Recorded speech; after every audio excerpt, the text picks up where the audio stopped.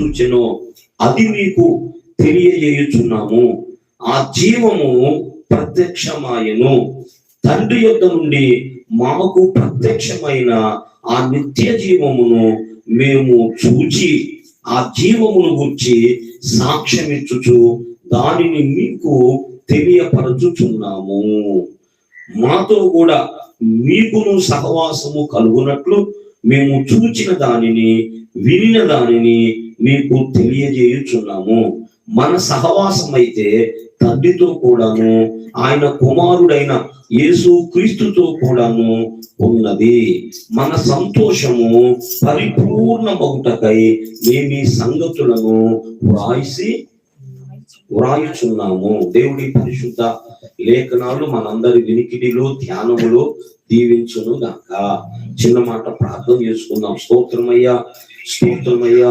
ప్రేమ కలిగిన మహాపరిశుద్ధ తండ్రి, జీవము కలిగిన మిక్కిలి గొప్ప దైవమా, జీవాధిపతి, విశ్వాధిపతి, సర్వాధిపతి, సర్వాధికారి, సర్వోన్నతుడ, సర్వశక్తివంతుడా, నీ పరిశుద్ధ ఘన నామమునకు స్తుతులు, స్తోత్రాలు, స్తోత్రాలు, స్తోత్రాలు, స్తోత్రాలు చెల్లిస్తున్నామయ్యా. అత్యున్నతమైన సింహాసనమునందు ఆసీనుడివై ఉండి అన్నిటినీ సృష్టించి వాటికి జీవము, ఊపిరి సమస్తము అనుగ్రహిస్తూ పూజిస్తూ పరిపాలిస్తూ ఉన్న తండ్రి, మీకు మహిమ ఘనత కలుగును గాకయ్యా. ఉన్నవాడా అనువాడా ఉండునను మా తండ్రి, మీకు స్తోత్రాలు చెల్లిస్తున్నామయ్యా.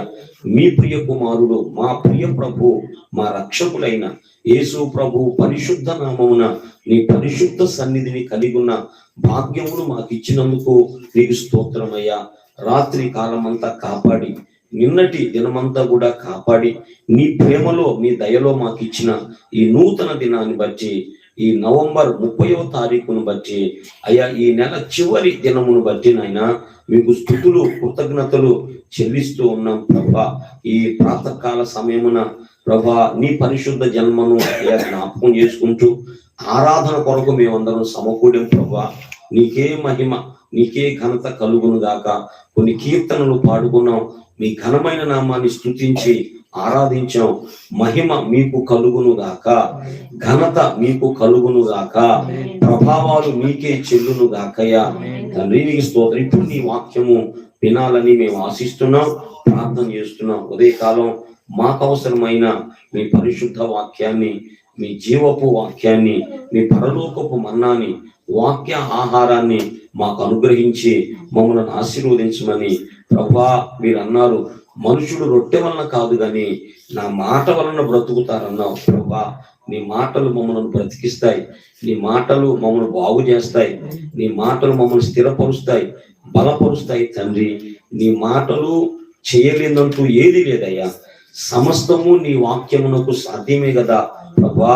నీ వాక్యమును పంపించి మమ్మల్ని దర్శించి మమ్మల్ని ఆశీర్వదించమని ఘనత మహిమ ప్రభావాలు మీకు చెల్లిస్తూ మీ దాసుడను, మీ సేవకుడను, మీ పనివాణ్ణయ్యా నన్ను నీ పాదాలకు అప్పగించుకుంటూ యేసునాథుని పరిశుద్ధ నామమున స్తుతించి స్తోత్రాలు చెల్లించి ప్రార్థిస్తూ ఉన్నాను తండ్రి. ఆమేన్, ఆమేన్. దేవునికి స్తోత్రం. హల్లెలూయా, ఆమేన్. మంచిది. మనం చదువుకున్నటువంటి లేఖన భాగంలో అపోస్తలుడైన మరి యోహాను రాస్తున్నటువంటి మాట ఇలా చాలా ఆశ్చర్యంగా మరి ఆ పత్రిక మొదలు పెడతాడు. మరి పరిశుద్ధాత్మ దేవుడే ఆయన చేత రాయించాడంటానికి అదొక చక్కని సూచన. అక్కడ ఎవరి గురించి మాట్లాడుతూ ఉన్నాడంటే యేసు ప్రభువుని గురించే చెప్పబోతున్నాడు. ఆయన యేసు ప్రభువుని గురించే మాట్లాడుతున్నాడు. అయితే మనం మరొక విధంగా అర్థం చేసుకోవాలని దాన్ని వేరొక విధంగా ఆయన మాట్లాడుతూ ఉన్నాడు. అసలు చెప్పాలనుకున్నది ఎవరి గురించి అంటే మన ప్రభు అయిన యేసు క్రీస్తుని గురించే. అక్కడ చెప్పాలనుకున్నది ఎవరి గురించి అంటే ప్రభు అయిన యేసు క్రీస్తుని గురించే చెబుతున్నాడు. కానీ దానిని మరొక కోణం అన్నమాట. మరొక కోణంలో ఆయనను మనకు ప్రజెంట్ చేస్తున్నాడు, మనకు అందిస్తున్నాడు అన్నమాట. యేసు ప్రభు ఎవరై ఉన్నారనేటువంటి విషయాన్ని ఆయన మర్మంగా చెబుతున్నాడు. డైరెక్ట్ గా యేసు ప్రభువుని గురించి చెప్పట్లా, యేసు ప్రభువుని గురించే చెబుతున్నాడు కానీ మరొక కోణంలో చెబుతా ఉన్నాడు. దేవునికి స్తోత్రం. ఇది పరిశుద్ధాత్మ యొక్క శైలి. పరిశుద్ధాత్ముడే మరి రచయిత అనడానికి ఇది ఒక కారణం అన్నమాట. ఇదో కారణం. అంటే బైబుల్ అంతా కూడా ఎవరు రాశారు? పరిశుద్ధాత్మ రాయలా, మనుషులే రాశారు. కానీ వారు ఎనకుండి రాయించినటువంటి వ్యక్తి అదనమాట. రాసిన వారు మనుషులే, పెన్ను కాగితం తీసుకొని రాసిన వారు మనుషులే. కానీ రాయించిన వాడు పరిశుద్ధాత్మ దేవుడు. కనుక యేసు ప్రభువుని గురించి ఇక్కడ ఆయన ఏమంటున్నాడో మనం విందాం. ఆ చదవం ఇప్పుడు. జీవవాక్యమును గూర్చినది ఏది ఉండెను, మేమేది వింటిమో, కన్నులారా ఏది చూచితిమో, ఏది నిదానించి కనుగొంటిమో. జీవవాక్యమును గూర్చినది ఆది నుండి ఏది వింటిమో. ఎవరి గురించి అంట? ఎవరి గురించి అంట? లైఫ్ వర్డ్ అంటారు. జీవవాక్యము, జీవవాక్యమును గురించి ఆది నుండి ఏది ఉండెనో, మేమేది వింటిమో, కన్నులారా ఏది చూచితిమో, ఉన్నది చూచితిమో, మేము విన్నాం. అది ఒకప్పుడు ఉన్నది అనే సంగతి మాకు తెలుసు.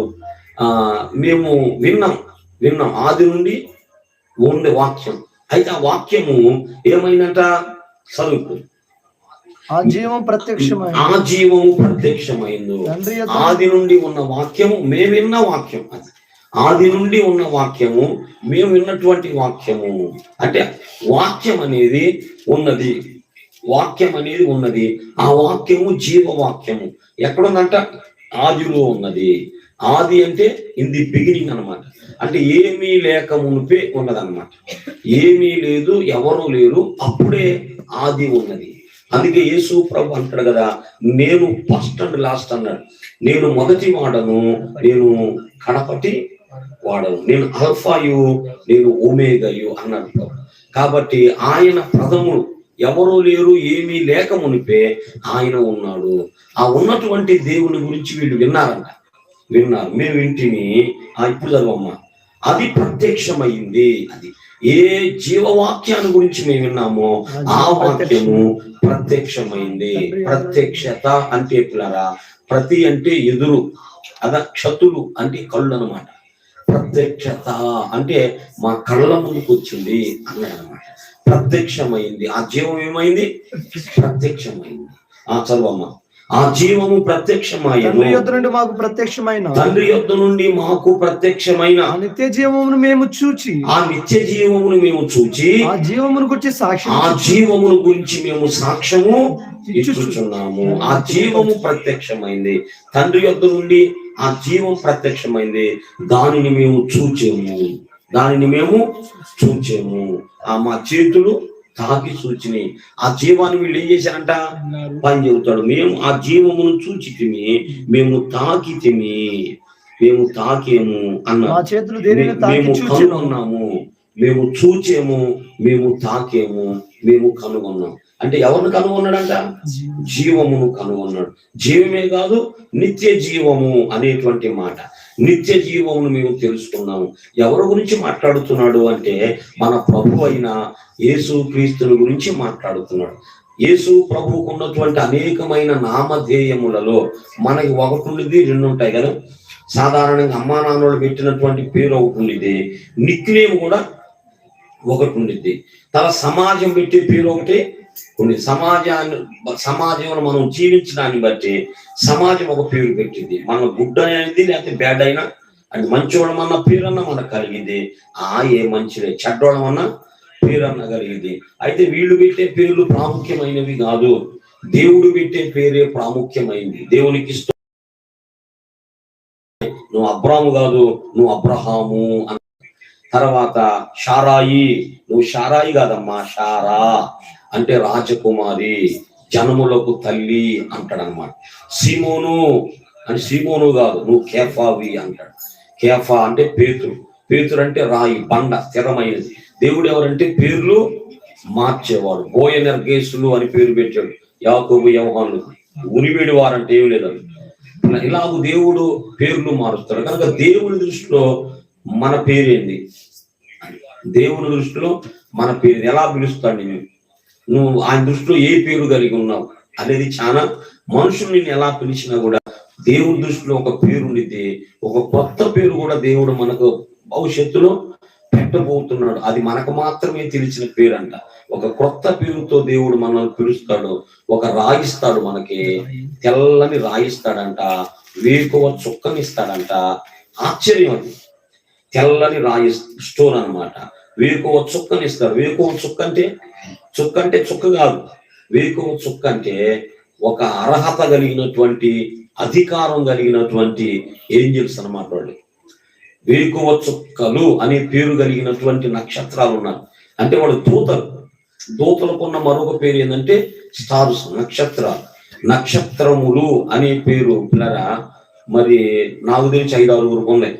నక్షత్రములు అంటే దేవుడు మనకు వెలిగివ్వటానికి, తర్వాత కాలములను సూచనలను మనకు చెప్పడానికి దేవుడు పైన నక్షత్రాలను ఏర్పాటు చేశాడు.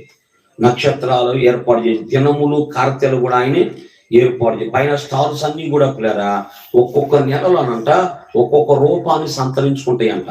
పైన నక్షత్రాలు పిల్లరా ఒక్కొక్క నెలలో ఒక్కొక్క రూపాన్ని సంతరించుకుంటాయి. ఒక నెలలో పిల్లరా అవి మొసలి రూపాన్ని ధరించుకుంటాయి. అంటే ఆకారం చూస్తే పిల్లరా ఒక మొసలి ఉన్నట్లుగా కనపడిద్దంట. ఒక నెల చూస్తే పిల్లరా మీరు చాప ఆకారంలో కనపడిద్దంట. నక్షత్రాలన్నీ పోగేసినట్టు. ఒక నక్షత్రం చూస్తే కన్యక, ఒక స్త్రీ లాగా కనపడిద్దంట. నక్షత్రాలన్నీ ఒక చోటకు వస్తాయి అన్నమాట. ఇది బైబిల్ కూడా చెప్పింది. లోకమే కాదు, బైబిల్ కూడా చెప్పింది. రాసులు అనేవి ఉన్నాయి పిల్లరా. అలాగ ఒక నక్షత్రం తుల అంటే కొల ఇట్లా పట్టుకుంటే త్రాసు అమ్మా, త్రాసు ఇటుపక్క 2 గిన్నెలు ఉంటాయి, అట్ట కనపడిద్దంట. వీటిని ఏమంటారంటే రాసులు. ఇవేమో 12 రాసులు ఉంటాయి. మొత్తం ఒక్కొక్క నెలలో ఒక్కొక్క షేపులోకి అది వచ్చింది. నువ్వు పుడితే ఈ 12 రాసుల్లో ఏదో ఒక రాశిలో పుడతావు. అది నువ్వు బ్రాహ్మణ దగ్గర పోతే చెబుతారు. అర్థమైంది. నేనే రాశి అంటే నీ పేరు అడుగుతాడు. పేరు పెట్టి అప్పుడు రాసులు చూస్తారనమాట. నువ్వు ఏదో ఒక రాశిలో పుడతావు. రాశిని బట్టి నీ జీవితం ప్రభావం ఉండిద్ది అనమాట. అంటే ఏం జరుగుతుంది, నువ్వు ఏ రాశిలో పుట్టావు, నువ్వు ఈ రాశిలో పుడితే ఈ నెల ఇలా జరగబోతుంది, నీకు ఇలా జరగబోతుంది అంటే రాసులు చూసి భవిష్యత్తు చెబుతారు కొంతమంది. నిజమైన అంటారా? నిజమైన అబద్ధమైన పిల్లరా బైబిల్ యేసు ప్రభు గనక నువ్వు నమ్ముకుంటే అర్థమైంది. నువ్వు ఒక ఆశీర్వాదకరమైన పరిస్థితుల్లోకి వచ్చావు. ఏది నీకు ఏ ప్రమాదం జరగదు. ఒక పిల్లరా అతను ఏమంటారు, ఇల్లు చూసేవాళ్ళు ఎవరమ్మా? సిద్ధాంతులు. ఒకసారి సిద్ధాంతి వెళ్తా ఉన్నాడంట. ఆయన లోపల కూర్చొని బైబిల్ చదువుతున్నాడంట. చూస్తే ఆశ్చర్యపోయాడు. వచ్చి గబగబ లోపలికి వచ్చి ఎవరి ఇంట్లో ఉంది అన్నాడంట. నేను బైబిల్ నేనేనాయా అన్నాడంట. ఎలా ఉండగలుగుతున్నావా? ఏంది అసలు? చాలా డేంజర్ ఇది అన్నాడంట. ఏం డేంజర్ అండి? నేను ఎవరు తెలుసా అన్నాడంట. ఎవరు? నేను పాస్ గారు అన్నాడంట. అట్టనా? అదండి, అందుకే ఏం జరగలేదు, లేకపోతే చాలా డేంజర్. అంటే ఏంటంటే ఇది చాలా గందరగోళం ఉంది. అయితే నువ్వు దేవుణ్ణి దాచుడని చెప్పావు కదా, కాబట్టి ఆ ఎఫెక్ట్ నీ మీదకి రాదు. అంటే లోకంలో కొన్ని ప్రభావాలు ఉన్నాయి. అయితే యేసు ప్రభువు నమ్మిన వాళ్ళకి ఏది హాని చేయదంట, అవి వర్తించమంట.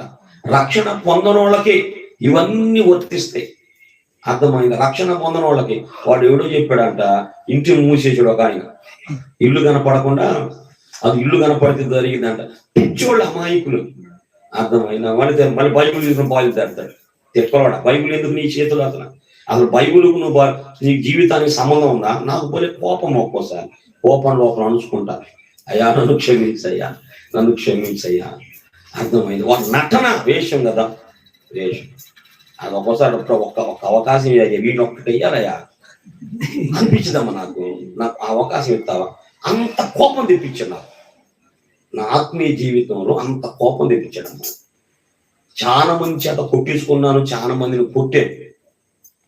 కానీ ఎందుకో నాకు అట్లా ప్రభు నన్ను క్షమించయ్యా అని ఒక్కోసారి నేనే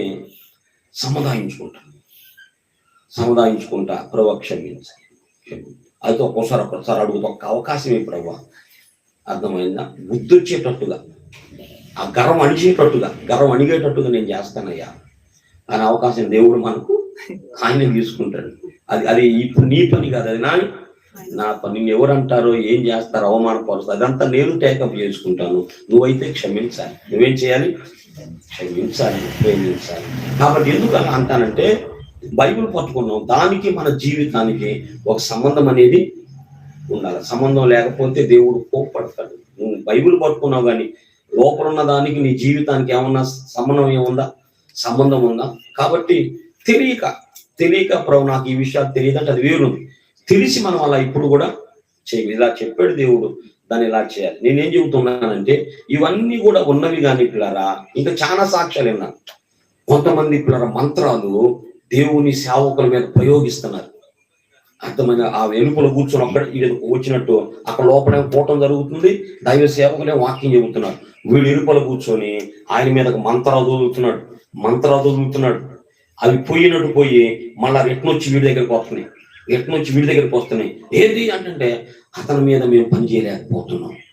అతన్ని ఆవరించి ఒక వెలుగు ఏదో ఉంది, ఆ వెలుగు దాటుకొని మేము అతనికి హాని చేయలేకపోతున్నాం అన్నట్టు. అంటే చెప్పేది అవన్నీ ఉన్నాయి కానీ రక్షణ పొందినటువంటి వ్యక్తి మీద అవి పని చెయ్యవు. నమ్మినోడు స్తోత్రం చెప్పండి. అది రక్షణ పొందిన వారి మీద అవి ఏమి నీకు ఎఫెక్ట్ చూపవు, నిన్నేమి చేయవు. నువ్వు రక్షణ పొంది నువ్వు ఎక్కడున్నా కూడా ఆ గృహం దీవించబడితే అంతే. ఆ గృహం దీవించబడింది. ఇవన్నీ నీకు వర్తించేవి కావు. వాటన్నిటికీ పైన మన ప్రభు మన రక్షకుడు ఉన్నాడని చెబుతున్నాను. నేనేం చెప్తున్నానంటే నక్షత్రములు అనేటువంటి పేరు వాటికి ఉన్నాయి. పైన దేవుడు అక్కడ సృష్టించాడు. అవి ఎందుకున్నాయో పిల్లరా, ఆదికాండం 1వ అధ్యాయం ఒకసారి చూస్తారా? ఎందుకైనా మంచిదమ్మా. 1వ అధ్యాయం 14వ వచనము. ఆదికాండము 1వ అధ్యాయము. వేరుపరచినట్లు జ్యోతులు కలుగును గాకని. అదిగో నెంబర్ 1, అవి సూచనలను కాలములను సంవత్సరములను సూచించుటకై ఉండును గాకని దేవునికి. అదమ్మా ఎందుకున్నాయంట? అవి కాలములను సూచనలను దిన సంవత్సరములను సూచించుటకై. అది కొన్ని సూచనలు చూపిస్తాయి. తర్వాత కాలములను మనకు తెలియపరుస్తాయి. దిన సంవత్సరాలు మనకి లెక్కల కోసం అన్నమాట. ఇంకా చాలా కారణాలు ఉన్నాయి. కొన్ని విషయాల కోసం మనం వెలిగించడం కొరకు అవి ఉన్నవి. వాటికి నక్షత్రాలని అగ్నిగోళాలకు దేవుడు ఏం పేరు పెట్టాడు? నక్షత్రాలని పేరు పెట్టాడు. తర్వాత దూతలు ఉన్నారు, కోట్ల కొలదిగా ఉన్నారు. అలా ఒకళ్ళన్నా కనపడుతున్నారు మనకి. ఏమా దూతలు ఉన్నారని ప్రకటన గ్రంథం 5వ అధ్యాయంలో వారి లెక్క కోట్ల కొలదిగా ఉన్నది. యేసు ప్రభువు అన్నాడు కదా ఆ గెస్సమనే తోటలో, ఇప్పుడు నా తండ్రిని నేను వేడుకొనలేనని, ఒకవేళ వేడుకొనిన ఎడల ఆయన 12 సేనా వ్యూహముల కంటే ఎక్కువైన సైన్యమును నా కొరకు పంపడా అంటాడు. ఏమవుతాడంట? సైన్యం, సేనా వ్యూహములు. వ్యూహం ఒక్కటింటికి 60,000 అనే మాటలు చూడొకసారి. అది మత్తయి సువార్తలు. అమ్మ యేసు ప్రభు ఏమని ప్రార్థన చేశాడు? ఈ సమయమున నా తండ్రిని వేడుకొనలేననియు. అంటే నేను ప్రార్థన చేయను ఈ సమయంలో. ఒకవేళ నేను ప్రార్థన చేస్తే వేడుకొనిన ఎడల ఆయన దేవునికి స్తోత్రం. ఏంటంటమా? 12 సేనా వ్యూహముల కంటే ఎక్కువ మంది దూతలను నాకు పంపడని ఇప్పుడే పంపడని నువ్వు అనుకొనుచున్నావా అన్నాడు కదా. అక్కడ కింద ఫుట్ నోట్ లో వ్యూహం ఒకటింటికి 6,000. వ్యూహము అంటే దాంట్లో అంతలో ఎంతమంది ఉంటారంటే 6,000 మంది ఉంటారు. ఇట్లా ఎన్ని వ్యూహాలంట? 12 × 6. అది అన్ని వేల సైన్యములను దేవుడు పంపుతాడన్న. 12 6 ఎంతనా? అంత సైన్యాన్ని దేవుడు నా కొరకు పంపడా అన్నాడు. అంతమంది ఉన్నారన్నమాట. మనకు కనబడరు కానీ వాళ్ళందరూ ఆవరించే ఉన్నారు. కోట్ల కొలది ఉన్నారు పరలోకంలో దూతలు. వాళ్ళకు కూడా దేవుడు పెట్టిన పేరు ఏంటంటే ఏంజల్స్. దూతలకు కూడా మరొక పేరు ఏంది? ఏంజల్స్. అలాగే మన ప్రభు మన రక్షకులు మీరు ప్రకటన గ్రంథం 22వ అధ్యాయంలో చూస్తే ఆయన ఏమై ఉన్నాడంటే, నేను దావీదుకు వేరు చిగురును, ప్రకాశమానమైన సంఘముల కోసము సంగతులను గురించి మీకు సాక్ష్యం ఇచ్చుటకు యేసు అను నేను నా దూతను పంపి ఉన్నాను. నేను దావీదు వేరు చిగురు సంతానము ప్రకాశమానమైన దేవునికి స్తోత్రం. ఏమై ఉన్నాడంట? ఎవరు చెబుతున్నారు? యేసు ప్రభువే చెబుతున్నాడు. నేను దావీదుకు సంతానం, దావీదుకు వేరును చిగురును, సంతానమై ఉన్నాను, ప్రకాశమానమైన వేకువ చుక్కను. యేసు ప్రభు చెప్పాడు, వేకువ చుక్క. అలాగనే యెషయా గ్రంథం 14వ అధ్యాయం మొదటి వచనాన్ని చూస్తే అక్కడి లాగున్నాయి. మొదటి వచనం కాదు, మరొక వచనం. దేవునికి స్తోత్రం. చూడండి, తేజో నక్షత్రమా వేకువ చుక్క, ఎట్లు ఆకాశం నుండి పడితివి. దేవునికి స్తోత్రం కలుగును గాక. 12వ వచనం, 14వ అధ్యాయం 12వ వచనం యెషయా గ్రంథం. అక్కడ తేజో నక్షత్రమా వేకువ చుక్క. ఇక్కడ ఎవరి గురించి చెప్పబడిందంటే బబులోను రాజు గురించి. అయితే బబులోను రాజు గురించే గాని లోపల ఎవరున్నాడు? సాతాను ఉన్నాడు. దేవుని శైలి అన్నమాట, దేవుని మాట్లాడే విధానం అది.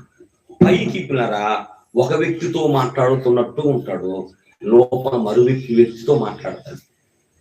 ఇది దేవుని యొక్క శైలి అన్నమాట. అంటే మన లోపలే కొంతమంది ఉన్నారు, పేతురుతో మాట్లాడుతూ దురాత్మతో మాట్లాడుతున్నారు. పైకేమో పేతురు కనపడ్డాడు, లోపలేమో పేతురు ఆవరించి దురాత్మ ఉంది. సాతానా నా వెనుకకు పో అన్నాడు. ఇప్పుడు ఎవరితో మాట్లాడుతున్నాడు? పేతురుతో మాట్లాడుతూ పేతురుని సాతాన్ అంటాడు. కాబట్టి దేవుని యొక్క మాట్లాడే శైలి అది. ఒక వ్యక్తితో పైన మాట్లాడుతున్నట్టు ఉండిద్ది, లోపల మరో ఒక వ్యక్తితో దేవుడు మాట్లాడతాడు. పైన సాధారణ సర్పంతో మాట్లాడుతున్నట్టు ఉంది, లోపల ఘట సర్పంతో మాట్లాడతాడు. దేవుడు మాట్లాడే విధానం. కాబట్టి ఇక్కడ యెషయా 14లో పైకేమో బబులోను రాజు గురించి, లోపలేమో సాతాను గురించి మాట్లాడుతున్నాడు, లూసిఫర్ గురించి మాట్లాడుతున్నాడు. అంటే పడగొట్టబడినటువంటి లూసిఫరు వాడు ఎవరంటే ఒకప్పుడు తేజో నక్షత్రము, ఇప్పుడు అపవాదిగా, సాతానుగా, దేవునికి శత్రువుగా, దేవుని పిల్లలకు శత్రువుగా పిలువబడుతున్న వాడు ఎవరమ్మా? సాతాను. వాడిని శైతాన్ అంటారు కదా. వాడిని పిల్లరా ఒకప్పుడు వాడు ఎక్కడున్నాడు? పరలోకంలో ఉన్నాడు, పడగొట్టబడ్డాడు. పిల్లరా ఇలా మనం మాట్లాడటానికి యేసయ్య కారణం. నేను చెబుతా కదా, యేసయ్యకి ఆయన బిడ్డలం గనక మనం అధికారంతో మాట్లాడుతున్నాం. వాడు కూడా రాజమ్మా. సాతాను ఎవరు అనుకున్నారు? రాజు. వాడికి పెద్ద సైన్యం ఉంది, ఒక రూలింగ్ ఉంది, ఒక చట్టం ఉంది. ఇప్పుడు అన్ని జనులు నడిచేదంతా ఏ రూలింగ్ ప్రకారం అనుకున్నారు? వాడి పద్ధతుల్లోని వాడు చట్టాలు సృష్టించాడు. దేవుడు ప్రజలకు ఒక గ్రంథాన్ని ఇచ్చినట్లుగా, కొన్ని సూత్రాలు ఇచ్చినట్లుగా, ఇలాగే నన్ను కూడా ఇలా మీరు కనుక చేస్తే మీరు కూడా దీవించబడతారు. వాడికంటూ ఒక చట్టం ఉంది, వాడికంటూ సైన్యం ఉంది, రూలింగ్ ఉంది. కానీ మనం మాట్లాడుతున్నాం బైబిల్ని బట్టి. అర్థమైందా? నేను ఒకసారి సేవకుల కూటంలో వాక్యం మాట్లాడుతుంటే, నేను హబక్కూకు గ్రంథం, వాడు గాలం వేసి ప్రజలను గుచ్చుతున్నాడు, గాలంలో కూర్చుకుంటున్నాడు అని చెబితే అక్కడ పాస్టర్ గారు అన్నాడు కదా, అట్ట అనకూడదు అన్నాడు. వాడంటావేంది ఇంతకు ఎవరి గురించి అదంటే సాతాను గురించి కదా. నేనంటాం కాదు, బైబిల్ అలా ఉంది. వాడనే మాట బైబిలే ఉందమ్మా. అంటే అట్లా కనకూడదు అన్నాడు. సాతాన్ అలా అనకూడదు అన్నాడు. సాతాన్ అనకూడదు ఏందన్న, బైబిల్ చెప్పింది కదా అంటే. ఉంటే తమ్ముడు మనం. అప్పుడు నాకు కొంచెం ఆలోచించి ఆ విషయాన్ని గురించి ఆలోచించినప్పుడు నిజమే మనం ఇలా చెప్పుకోవటానికి గల కారణం ఏంటంటే యేసయ్య బిడ్డలం కాబట్టి, ఆయన ఇచ్చిన అధికారం కాబట్టి. వాడు దేవునికి విరోధంగా లెగిచాడు కాబట్టి, శత్రువు కాబట్టి మనం అలాగ అంటున్నాం. బైబిల్ చెప్పింది అపవాదిని ఎదిరించమన్నాడు. ఎదిరించండి పారిపోతాడు. ఎదిరించకపోతే గౌరవిస్తామా? అమ్మా, గౌరవించకూడదు, ఎదిరించాలి, అది గద్దించాలి. యేసయ్య మనకు మాది. ఆయన ఏం చేసాడు మనం కూడా అదే చేయాలి. ఎదిరించమన్నాడు, పారిపోతారు అన్నాడు. కాబట్టి చెప్పబడుతున్నటువంటి వ్యక్తి ఎవరంటే సాతాను, సైతాను. అతనికి కూడా ఒక పేరు ఉంది, ఏంటంటే అతను కూడా స్టారే. ఏ స్టారు? పడగొట్టబడిన స్టార్. దేవుని కొన్ని నక్షత్రాలు పడిపోయినాయి, కొన్ని నక్షత్రాలు నిలిచున్నాయి. అర్థమైన ఆత్మీయ ప్రపంచంలో కొన్ని నక్షత్రాలు పడిపోయి వాడి వశాన అయిపోయింది. వాడు పడ్డాడు మొట్టమొదట, వాడి తోకతోటి కొన్నిటిని వాడు పడేసాడు. ప్రకటన గ్రంథం 12వ అధ్యాయం చూడండి, అక్కడ ఏముందో, వాడి తోకతో ఆకాశ నక్షత్రములో 3వ భాగాన్ని ఈడ్చి కింద పడేసాడు. దాని తోక ఆకాశ నక్షత్రములలో 3వ భాగము ఈడ్చి వాటిని భూమి మీద పడవేసాను. వాడంటే ఎవరు? ఘటసర్పం. వాడుకున్న మరొక పేరేంటి? ఆది మహాఘటసర్పం. ఏం చేసి తన తోకతో ఆకాశ నక్షత్రాలని 3వ భాగం తోకతో పడితే నక్షత్రాలు పడతాయా? ఒక్కొక్క నక్షత్రం ఎంతలో తెలుసా? మన భూమి కంటే పెంచుతుందంట. అంత పరిమాణం ఉంది ఒక్కొక్క నక్షత్రం. నక్షత్రాలు పడేయటం ఏంటి? నక్షత్రాలు అంటే మామూలు సాధారణమైన నక్షత్రాలు అక్కడ ఉన్నాయి. నక్షత్రాలు అనగా దేవదూతలు. చెప్పాను మీకు, నక్షత్రాలు అంటే నక్షత్రాలకు మరొక పేరేంటి? దేవదూతలు. అది ఆ దేవదూతలు ఏం చేశాడు? తోకతో అంటే ఎట్లా పడేశాడు? మోసం చేసి, దూతలను మోసం చేసి వాడి మాయలోకి తీసుకొచ్చి మనల్ని పడేయటం కాదు. మనల్ని పడేయటం గొప్పతనం ఏముంది? అసలు వాళ్ళనే పడేశాడు. దూతలనే వాడు పడేశాడు, మనల్ని కూడా పడేశాడు. దేవుని మహాదయలో ప్రభు వల్ల మనము మళ్ళా లేచాం. దేవునికి స్తోత్రం. సాగుబూతు నుంచి మళ్ళా మనమందరం లేచిన వాళ్ళము, లేచి మళ్ళా నక్షత్రాలు అయిన వాళ్ళం. కాబట్టి కొంతమంది దూతలను తోకతో కింద పడేశాడు. ఆ నక్షత్రాలన్నీ ఏ నక్షత్రాలు అంటే పడిపోయిన నక్షత్రాలు. సాతాను ఎవరంటే పడిపోయిన నక్షత్రం. దూతలు ఎవరంటే పడిపోయిన వారు. నక్షత్రాలంటే అదే అన్నమాట. సాతాను నక్షత్రం, యేసు ప్రభు కూడా నక్షత్రం. దేవదూతలకు నక్షత్రం అనే పేరు పెట్టబడింది. ఆకాశము కాలాలు తెలపటానికి నక్షత్రాలు దేవుడు ఏర్పాటు చేశాడు.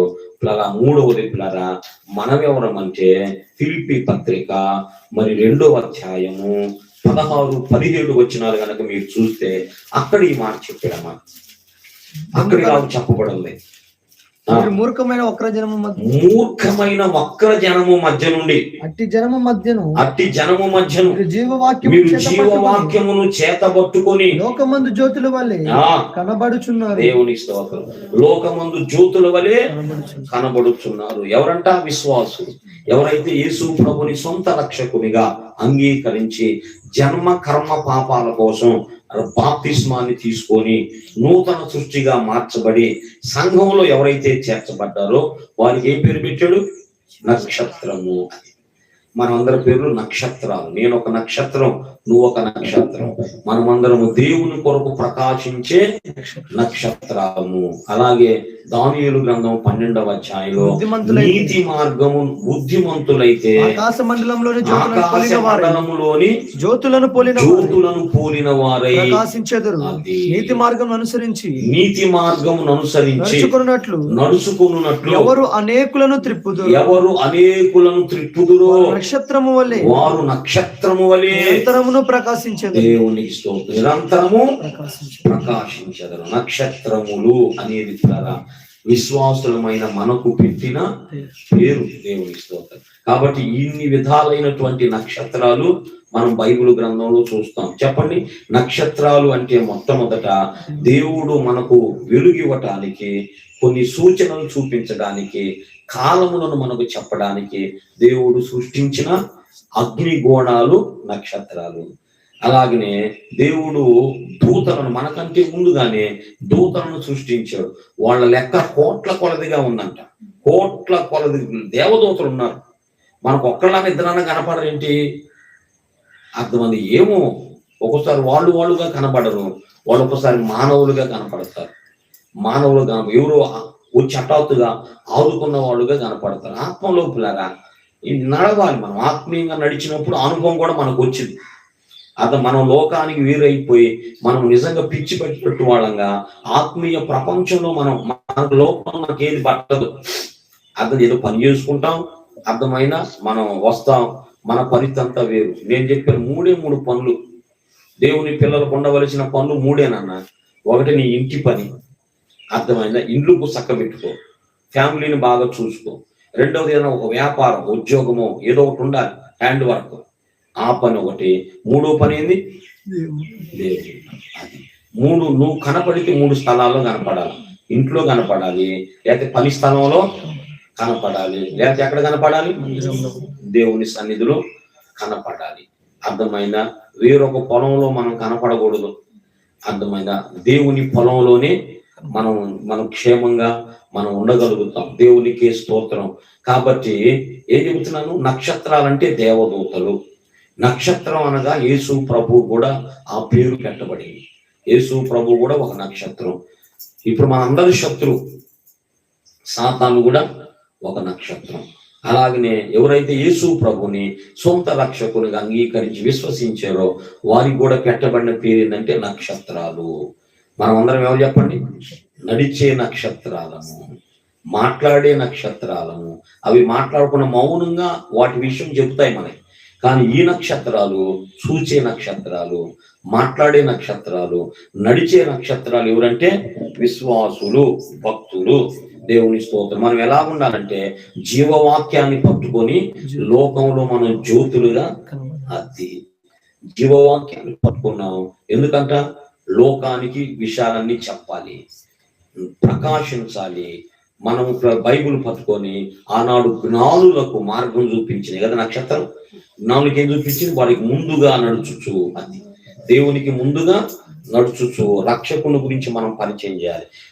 ఆనాడు ఆ నక్షత్రం ఏం చేసిందో ఈనాడు నక్షత్రాలమైన మనం కూడా అదే పని చేసే వాళ్ళంగా మనము ఉండాలి. దేవునికి స్తోత్రం. ప్రత్యక్షమాయను. జీవం ఏమైంది? ప్రత్యక్షమైంది. కాబట్టి ఆ జీవం రాకమునుకో రేపు ఈ విషయం చెప్పుకుందాం. ఆ జీవము వచ్చిందని ఎవరు చెప్పారు? మొట్టమొదట నక్షత్రము. అదో మత్తయి సువార్త 2వ అధ్యాయం 1వ వచనాన్ని మీరు చూస్తే అక్కడ ఇలాగున్నది. మత్తయి సువార్త 2వ అధ్యాయం 1వ వచనం. రాజైన హేరోదు దినములయందు యూదయ దేశపు బెత్లెహేములో యేసు పుట్టిన పిమ్మట ఇదిగో తూర్పు దేశపు జ్ఞానులు యెరూషలేమునకు వచ్చి యూదుల రాజుగా పుట్టిన వాడు ఎక్కడ ఉన్నాడు? తూర్పు దిక్కున మేము నక్షత్రమును చూసి ఆయన నక్షత్రము చూసి పూజింపవచ్చి ఏం చూసి వచ్చారంటమ్మా? ఏం చూసి వచ్చారు? మరి ఏం చూసి రావాలి ప్రభు దగ్గరికి? ప్రజలు ఏం చూసి రావాలి? నక్షత్రాలను చూసి రావాలి. ఏం చూసి వచ్చామన్నారు? నక్షత్రాలను చూసి వచ్చాం. నక్షత్రం చూడకుండా రాలేరేమో. కాబట్టి ప్రజలు ప్రభు దగ్గరికి రావాలంటే నక్షత్రం కావాలి. ఆ నక్షత్రం నువ్వు నేనే కావాలి. అది మనం అందరం ఏమన్నామంటే ప్రభువుని చూపించే నక్షత్రాలు, ప్రభు దగ్గరకు తీసుకొచ్చే నక్షత్రాలుగా. ఆయన నక్షత్రం చూసి మేము వచ్చాం కాబట్టి చూడకుండా మేము రాగా. అంటే ప్రభువుని చూపించే నక్షత్రాలు, ప్రభు దగ్గరకు తీసుకొచ్చే నక్షత్రాలుగా మనం ఉందాం. ఈ ఉదయకాలం ఆ నక్షత్రాలు ఏమిటో మనం తెలుసుకుందాం. కనుక మనం కూడా ఒక నక్షత్రమేనని బైబుల్ చెప్పింది. అయితే మనం పడగొట్టబడిన నక్షత్రాలం కాదు, మనం నిలబడిన నక్షత్రాలము, దేవుని కొరకు వెలిగే నక్షత్రాలుగా, ప్రభువుని చూపించే నక్షత్రాలుగా మనం ఉందాం. ఆ జీవం దగ్గరికి అనేకులను తీసుకొచ్చే వాళ్ళంగా మనం ఉందాం. దేవుడి మాటలు మనందరి కొరకు దీవించును గాక, ఆశీర్వదించును గాక.